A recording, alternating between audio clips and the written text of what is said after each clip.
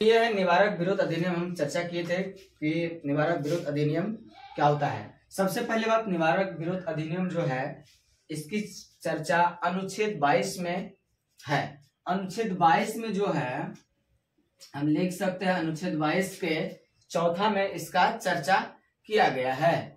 करा किसी व्यक्ति को सजा देने से नहीं बल्कि अपराध करने से रोका जा सकता है। मान के लो कि सजा डायरेक्ट कैसे दे देंगे, उसको अपराधी काम न करे, गुंडागर्दी न करे, इस चीज के लिए हम उसको रोक सकते हैं। अगर ऐसा न करे तो वह अपराध धीरे धीरे क्या होगा, बढ़ जाएगा। इसलिए उस चीज को रोकना है, न कि उसको सजा देना है। तो वही कह रहा है, उसको रोकना है। कह रहा है पुलिस शक के आधार पर बिना कारण बताए हुए किसी को गिरफ्तार कर सकता है। अधिकतम से अधिकतम 3 महीने उसको जेल में रखेगा और कोई कारण ना पाने पर उसको छोड़ दिया जाएगा। लेकिन ये जायज नहीं है, पहले कारण का पता लगाना चाहिए, नहीं तो निर्दोष व्यक्ति भी जेल में चला जाता है। अक्सर लोग यही होते हैं कि बिना किसी कारण के वह क्या करते हैं, जेल में चले जाते हैं, जिसका कोई मैंने मतलब नहीं निकला।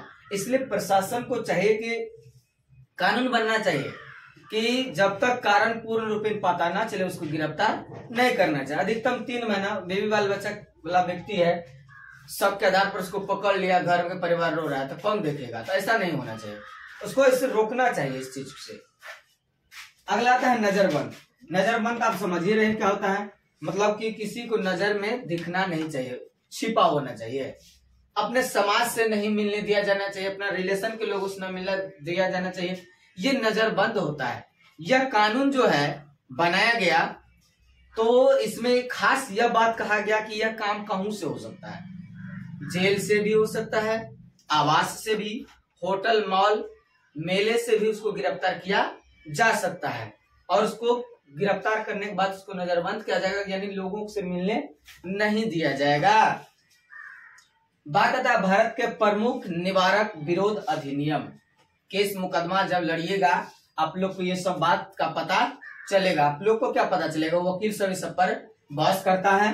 करा कि निवारक विरोध अधिनियम, इसकी स्थापना जो 1950 में कर दिया गया, लेकिन इसका जो है दुरुपयोग होने लगा, अच्छा से नहीं चलने लगा, जिसके कारण 31 दिसंबर 1972 को क्या कर दिया गया, खत्म कर दिया गया, पूर्ण रूप में इसको समाप्त कर दिया गया। अगला होगा मीसा, MISA, मीसा। देखिए क्या है मीसा, देखिए एक मीसा करा, इसमें जो है करा कि मेंटेनेंस ऑफ इंटरनेशनल एक्ट जो है, इसमें मुख्य रूप से कह रहा है कि इसका स्थापना 1971 में किया गया। इसका उद्देश्य था कि मान चलिए कि कोई राष्ट्र के अधीन कोई बात हो रहा है या तो उसको देख रेख करने में कोई कमी हो रहा है तो उसको चलाया जाएगा, अगर नहीं तो। लेकिन इसका ज्यादा दुरुपयोग होने लगा, जिसके कारण इसको क्या कर दिया गया, खत्म कर दिया। कब, 1978 में। और इसको स्थापना किया गया था 1971 में। महज 8 सालों के अंतर्गत इसको क्या कर दिया गया, खत्म कर दिया गया, काहे कि चल नहीं पाया, बार बार बिखर जाता था। अगला आता है रासुका, राष्ट्रीय सुरक्षा कानून। रासुका करा, इसकी स्थापना जो है 1980 में लाया गया था, अभी तक लागू है। और इस सबसे खौफनाक है, जैसे कि कोई आतंकवादी टाइप का आदमी है, प्रशासन लेकर जा रहा है, जेल से पैरोल में छोड़ दिया, वो हमला हंगामा शुरू कर दिया। पुलिस को भनक हुआ, बाप रे भाई हमारे जान के ऊपर खतरा कर सकता है, तब पुलिस निकाल के अपना बस काम 35 कर देता है, इनकाउंटर कर सकती है और कर देते। यूपी के घटना हाल फिलहाल आप लोग देख किए थे, मुख्तार अंसारी, अब्बास अंसारी, सब नाम सुने। इसको क्या किया, एनकाउंटर के द्वारा मारा गया, एकदम दिन दहाड़े दिखा दिया।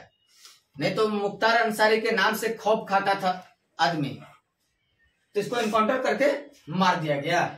उसके बाद आता है टाडा, यानी ट्रेडिशनल एंड डिसिविक एक्ट। इसमें जो आता है करा 1985 में लागू किया गया, 1985 में लागू हुआ। लेकिन इस पर भी वही बात था कि जहां चलना चाहिए वहां नहीं चल करके क्या हुआ, आतंकवादी के विरुद्ध इसे लाया जाता था आतंकवादी के। लेकिन आतंकवादी इतना साथी निकलता था, चल नहीं पाया, फिर इसको क्या कर दिया, इसका भी दुरुपयोग होने लगा, जिसके कारण 23 मार्च 1995 को क्या कर दिया गया, समाप्त कर दिया जाएगा। अगर पूछेगा टाडा का समाप्ति कब हुआ, तो हम कह सकते हैं 23 मई 19 95 में, और इसे लाया गया था कब? 1985 में। अगला आता है पोटा, ये भी है Karachi prevention of terrorist act. इसमें जो है आतंकवादी पर लगाया जाता था, आतंकवादी पर लगाया गया कि ताकि आतंकवादी कंट्रोल किया जा सके। 2001 में प्रारंभ हुआ और 2004 में समाप्त कर दिया गया। इस प्रकार से चलता था। अब हम बताएंगे अगले रोज आपको शोषण के विरुद्ध आवाज अनुच्छेद 23 से लेकर के 24 तक में जो हमारे ऊपर अत्याचार हो रहा है, इस पर हम बहस करेंगे। कुछ धार्मिक अधिकार पर भी बहस चलेगा। जय हिंद, जय भारत।